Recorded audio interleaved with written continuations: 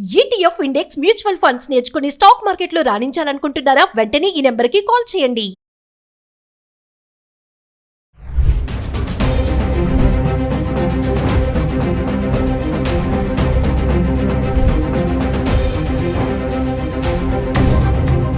Hello viewers, welcome back to our channel. ప్రస్తుతం మనతో పాటు ఉన్నారు ఎంఎన్సీ ఎగ్జిక్యూటివ్ 25 ఇయర్స్ నుంచి అమెరికాలో ఉంటున్నటువంటి వీరభద్ర సార్ గారు. సార్తో మాట్లాడదాం. ప్రెసెంట్ అమెరికాలో సిచ్యువేషన్ ఎలా ఉంది అనేది.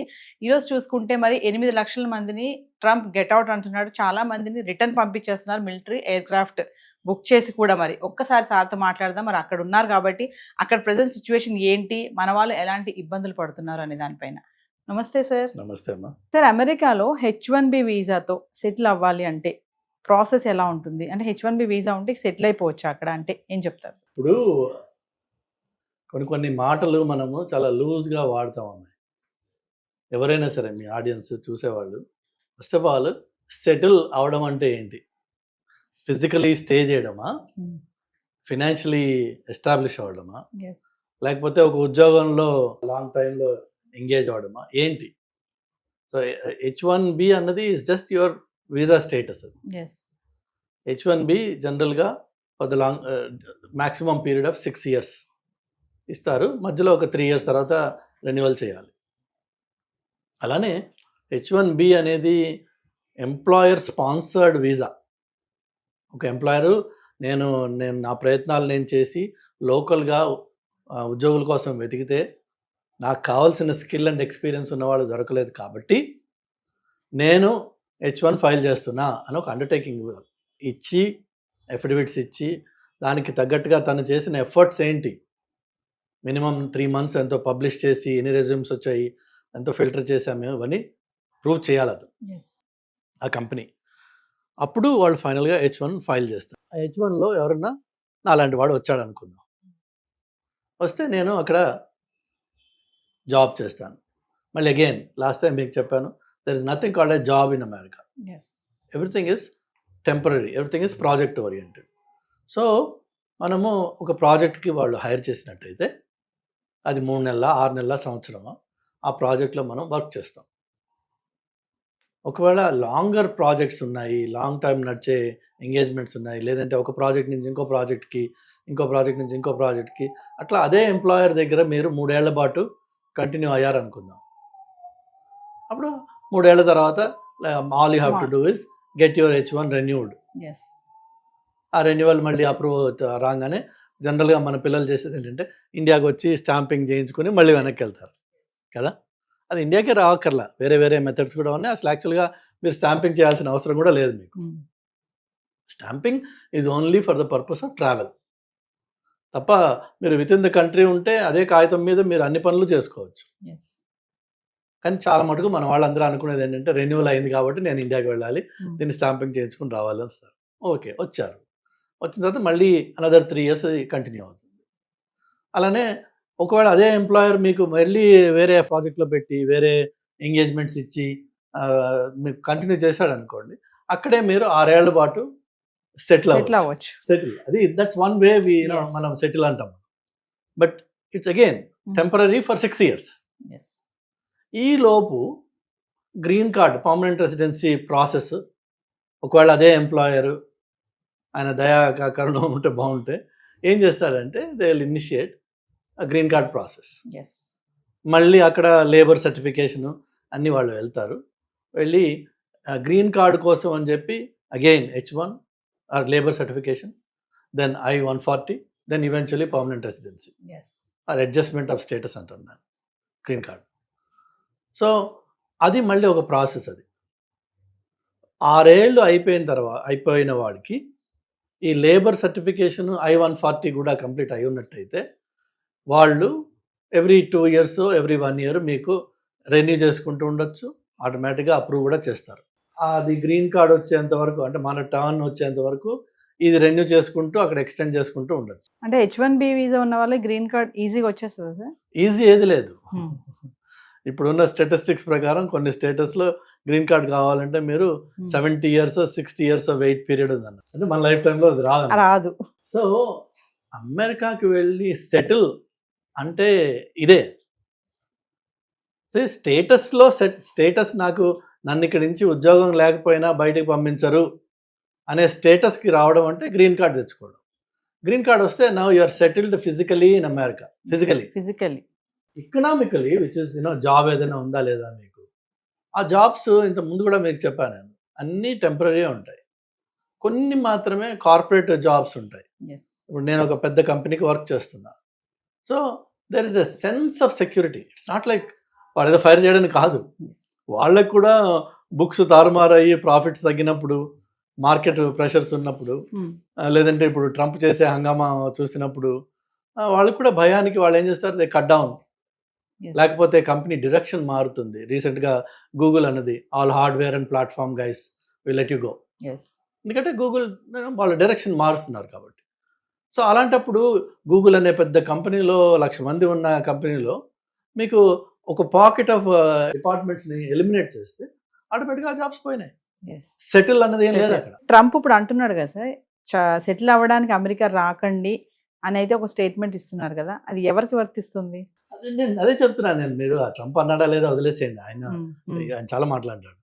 సెటిల్ అవ్వడం అన్నది ఇట్స్ అ పాసిబిలిటీ. H1B నుంచి మీరు I-140 తర్వాత ఈవెన్చువలీ గ్రీన్ కార్డ్ వచ్చి అక్కడ మీరు ఉండొచ్చు. అట్ ద సేమ్ టైం ఆ ఉంటున్న టైంలో మీకు ఒకటే ఉద్యోగంతో 20 ఏళ్ళు 10 ఏళ్ళు 25 ఏళ్ళు ఉండే ఛాన్స్ లేదు. అమెరికానే కాదు, ఈవెన్ ఇండియా కూడా మీరు ఈ రోజున చూస్తే మీకు గవర్నమెంట్ ఉద్యోగాలు లేకపోతే బ్యాంక్స్ ఇలాంటివి ఏమన్నా, అది మీరు ఎక్కడ జాయిన్ అయితే అక్కడ సెటిల్ అయిపోవచ్చు. కానీ మిగిలినవన్నీ ఐటీ జాబ్స్ అన్నీ కూడా then are permanent jobs. Anybody can be laid off any time. 2 weeks notice ఇవ్వాలి వాళ్ళు అంతే. ఆర్ మేబీ ఇండియాలో నోటీస్ టైం ఎక్కువ ఉందేమో, బట్ నోటీస్ ఇచ్చేసి వాళ్ళు లే ఆఫ్ చేయొచ్చు. వాడు nothing holds them back. There is no protections under the law. Present ఇప్పుడు ట్రంప్ H1B వీసా దాంట్లో కూడా మార్పులు చేస్తున్నామని చెప్పి అంటున్నారు కదా సార్, ఏమన్నా మార్పులు జరిగాయి అనుకుంటున్నారా? యాక్చువల్గా ట్రంప్ అండ్ ఈలాన్ మస్క్ వీళ్ళు ఈ బ్యాచ్ అంతా they are more in favour of H1B. వాళ్ళకి డిజైర్ ఉంది దీన్ని H1B ప్రోగ్రామ్ని మరింత ఎఫిషియెంట్గా చేయాలి, ఇందులో ఉన్న లూప్ హోల్స్ ఏవైతే ఉన్నాయో వాటిని కంట్రోల్ చేయాలి. But America needs talent. అందులో there is no second thought about. So ఆ టాలెంట్ అనేది ఏమవుతుంది, ఎక్కడి నుంచి వస్తుంది? మెయిన్గా there either Indians or Chinese or Philippine. ఈ పాపులేషన్స్ ఎక్కువ ఉంటాయి నంబర్స్ చూస్తే. మీరు ఆ పాపులేషన్ ఎక్కువ ఉంటుంది కాబట్టి మన గ్రీన్ కార్డ్ కూడా అంత లేట్ అవుతుంది అనమాట. వేరేజ్ కొన్ని కంట్రీస్కి 1 yearలో గ్రీన్ కార్డ్ వచ్చేస్తుంది, బికాజ్ ఆ కంట్రీస్ నుంచి రిప్రజెంటేషన్ అంత తక్కువ ఉంది. సో అందుకని చెప్పేసి H1కి పాజిటివ్గానే ఉంటుంది.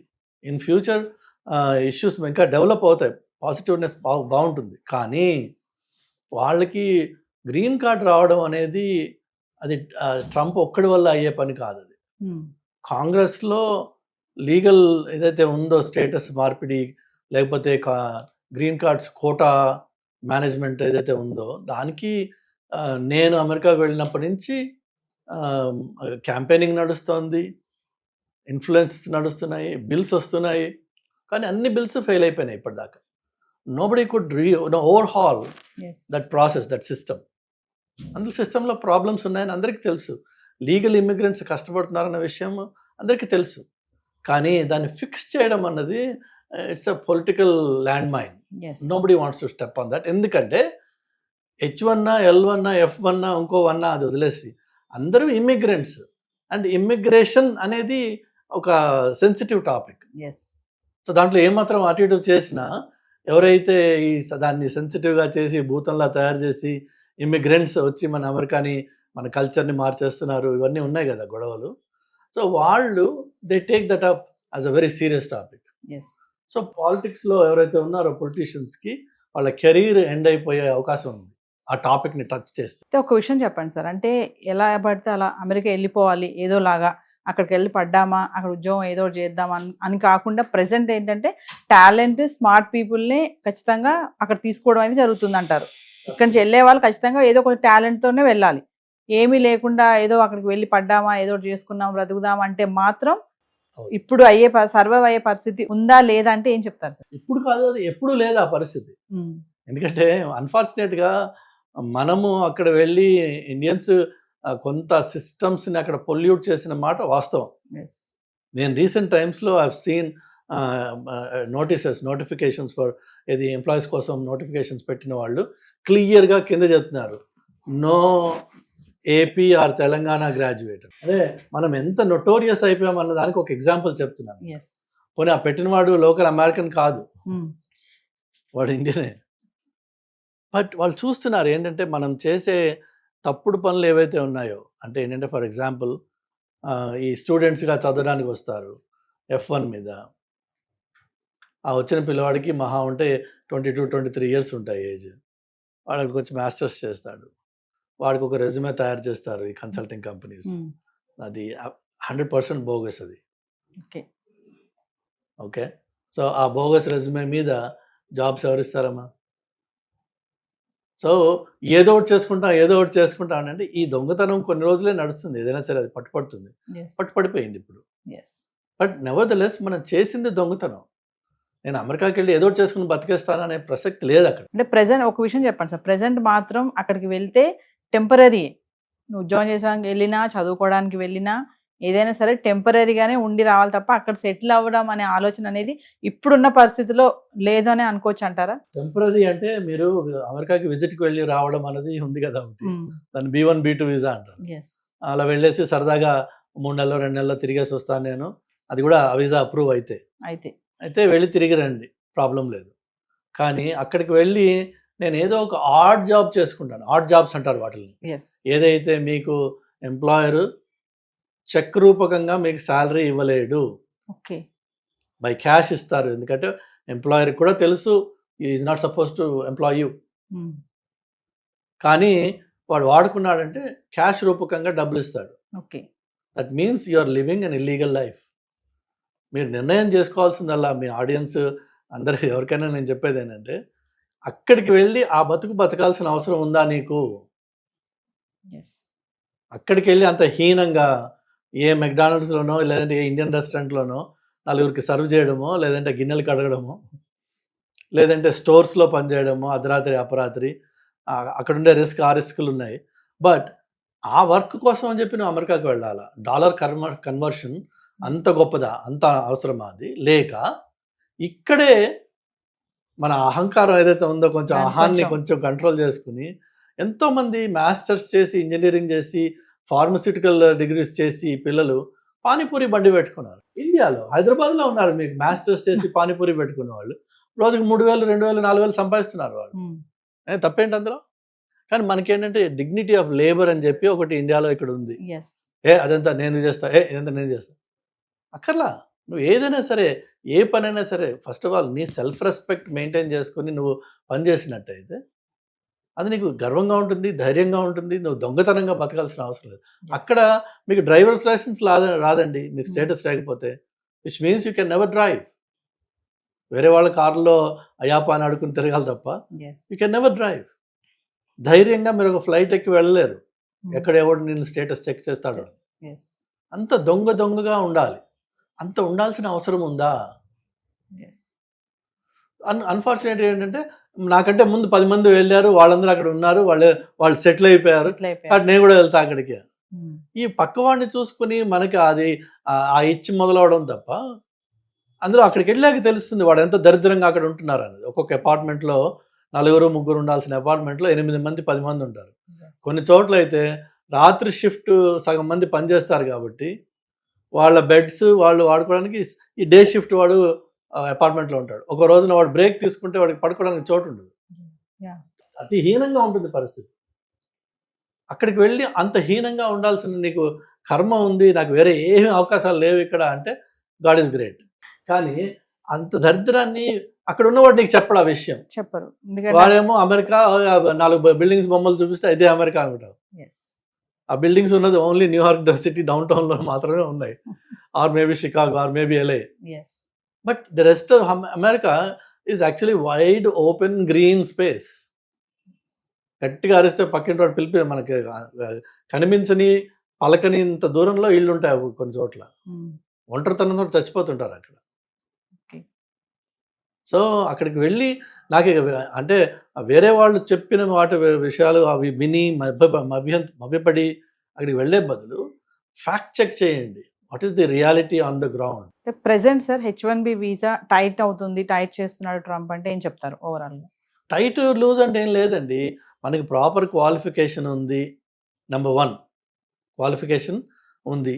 నెంబర్ 2 వీసా ఇంటర్వ్యూకి వెళ్ళినప్పుడు ఆయన అడిగే మినిమం ప్రశ్నలకి నేను ఇంగ్లీష్లో జవాబు చెప్పగలనా లేదా? అలా ఇది వాళ్ళు 100 ప్రశ్నలు వేయరు కదా, అది ఇంటర్వ్యూ అవును. కాదు, అది 3-4 ఉంటాయి. వాళ్ళు అదే మెతుకు ముట్టుకున్నట్టే, Yes. మొత్తం ఒక అన్నంలో చేయబెట్టట్లేదు కదా. ఆ 3 మెతుకుల్లో మీకు అది ఇది పాడైపోయింది అన్నం రా అని చెప్పి వాడికి తెలిసిపోతుంది. Yes. అలా కాదు, మీ దగ్గర సరుకు ఉంది. If you are talented you should definitely try. Yes. America is one country where if you are talented your opportunities are endless. Yes. కానీ ఇక్కడ నువ్వు చదివిందే వానాకాలపు చదువు, అక్కడికి వెళ్ళి ఏం చేస్తారు? అక్కడికి వెళ్ళి ఏం చేస్తావు పరిస్థితి. Yes. సో దయచేసి నా సలహా ఏంటంటే work on yourself first, be good at some subject, take whatever it is. Hot ఏదైతే మార్కెట్లో ఉందో అది ఏఐనా, డేటానా, ఎంఎల్ఆ, ఏదైనా సరే ఒక టాపిక్ తీసుకోండి, దాని మీద పని చేయండి, దాని మీద గట్టిగా ఫౌండేషన్ బేస్ చేసుకోండి, క్రియేట్ చేసుకోండి. దెన్ కమ్యూనికేషన్ మీద వర్క్ చేయండి.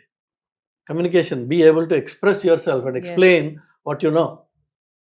నాకు తెలుసు, నువ్వు ముందు జాబ్ ఇచ్చే నేను చేసి చూపిస్తా అంటే ఎవడివ్వడు.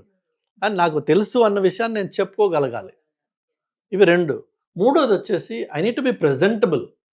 మాసిపోయిన గడ్డమును ఇంత జుట్లు పెట్టుకుని ఏదో పనికిరాని అలాగ అప్పుడే నిద్ర లేచి ఇంటర్వ్యూలకు వెళ్తే ఆ జాబ్ ఇంటర్వ్యూ రాదు, వీసా ఇంటర్వ్యూ రాదు, 2 రావు. You need to present yourself like a professional. అది it takes effort, it takes investment, it takes seriousness. Then you become something in your life and then be proud of what you achieved. Make it happen. అంతేగాని వాడి కాళ్ళు పట్టుకుని వీడి కాళ్ళు పట్టుకుని అయ్యాపా ఏదో ఒకటి చేసుకుని నేను బతికేస్తా, ఆ ఏదో చేసుకుని అంత దీనస్థితిలో ఉన్నావా నువ్వు? లేవు. మోస్ట్ ఆఫ్ అస్, మనకి పిల్లలు భగవంతుడి దయ వల్ల ఇండియన్ పేరెంట్స్ వాళ్ళ పిల్లలకి తల తాకట్టు పెట్టి డబ్బులు తీసుకొచ్చి ఇస్తున్నారు. ఆ తల తాకట్టు పెట్టి ఇచ్చిన డబ్బులతో ఇక్కడ గర్వంగా ఏదైనా చేయండి. అక్కడికి వచ్చి ఏదో ఒకటి అని కాక్రోచెస్ ఇన్ఫెస్టెడ్ అపార్ట్మెంట్స్లో ఉండి 50 ఏళ్ళు 60 ఏళ్ళ క్రితం కట్టిన ఇళ్ళు, ఇన్సెక్యూర్ ఏరియాస్ ఉంటాయి. చౌకగా దొరకాలి అపార్ట్మెంట్ అంటే మీకు you have to go to areas that are highly insecure. So అక్కడికి వెళ్ళి ఉంటారు. ఉంటే ఎవడో ఏ రాత్రో ఒకటి కొట్టి మన దగ్గర ఉంది లాక్కుంటాడు. వాడు ఒకటి కొడితే చాలు మనం చచ్చిపోవడానికి. గట్టిగా ఉంటారు వాళ్ళు. లేదు, ఏ షూటింగ్ అవుతుంది, మనం అడ్డంగా పడతాం అందులో. ఈవెన్ దో యూఆర్ ఇన్నోసెంట్, గన్కి తెలియదు, అది బుల్లెట్కి తెలియదు నువ్వు ఇన్నోసెంట్ అన్నది. సెలెక్టివ్గా షూట్ చేయడం పడ్డాం, అయిపోతుంది మన పని. ఇక్కడ అమ్మా నాన్నలు క్షోభతోటి ఏడవడం ఎందుకు? ఇవన్నీ అవసరమా? Thank you sir. హాయ్, మొట్టమొదటిసారిగా మన విజయవాడలో క్లాస్ రూమ్ ట్రైనింగ్ అండి, 1 డే క్లాస్ రూమ్ ఎన్విరాన్మెంట్లో ఆఫ్లైన్ వెబినార్ జరగబోతుంది. అండ్ ఇంట్రెస్ట్ ఉన్న పార్టిసిపెంట్స్ ఈ కింద స్కూల్లో అవుతున్న నెంబర్కి రింగ్ చేసుకొని సీట్ బుక్ చేసుకోండి. దీంట్లో ETFs, index funds and mutual funds మీద completely and hand folding experience మీకు ప్రొవైడ్ చేయబడుతుంది. దీని ద్వారా ఏంటంటే మనం ఎసెట్స్ని స్టాక్ మార్కెట్లో ఎలా మేనేజ్ చేసుకోవాలి, ఎలా గ్రో చేసుకోవాలి, ఎలా ప్రొడక్ట్ చేసుకోవాలో అంటే ప్రాక్టికల్గా నేర్చుకుంటారు. అండ్ మీ ఇప్పటి వరకు మనం ఆన్లైన్లోనే మీరు అటెండ్ అవుతున్నారు. ఇక నుంచి మీరు మన విజయవాడ సిటీలోనే అండ్ లైవ్లో క్లాస్ రూమ్ ఎన్విరాన్మెంట్లో నేర్చుకునే ఛాన్స్ దొరుకుతుంది. కాబట్టి ఇంట్రెస్ట్ ఉన్న పార్టిసిపెంట్స్ కింద స్క్రోల్ అవుతున్న నెంబర్కి పింగ్ చేసి సీటు రిజర్వ్ చేసుకోండి. Thank you.